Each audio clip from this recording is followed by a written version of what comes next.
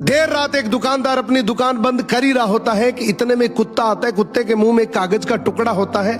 दुकानदार उस कागज के टुकड़े को खोलकर देखता है, उसमें कुछ पैसे और सामान की लिस्ट होती है। दुकानदार समझ जाता है कुत्ते को सामान चाहिए। वो सारा सामान एक थैली में पैक करके कुत्ते के आगे रख देता है। कुत्ता थैली को मुंह में दबाता है और वहां से चल देता है। ये देखकर दुकानदार बड़ा अचंभित होता है कि इतना समझदार कुत्ता किसका हो सकता है, देखा जाए। दुकानदार भी कुत्ते के पीछे पीछे चल देता है।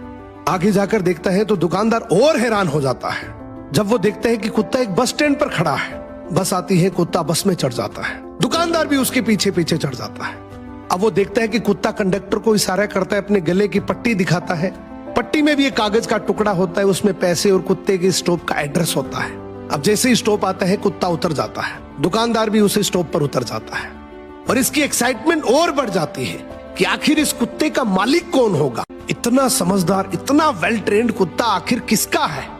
अब कुत्ता आगे चल रहा है, दुकानदार भी उसके पीछे पीछे चल रहा है। थोड़ी दूर जाने पर कुत्ता एक घर के आगे जाकर रुकता है तो दुकानदार समझ जाता है कि यही इसका घर है। खूब देर तक कुत्ता दरवाजे की बेल बजाता है।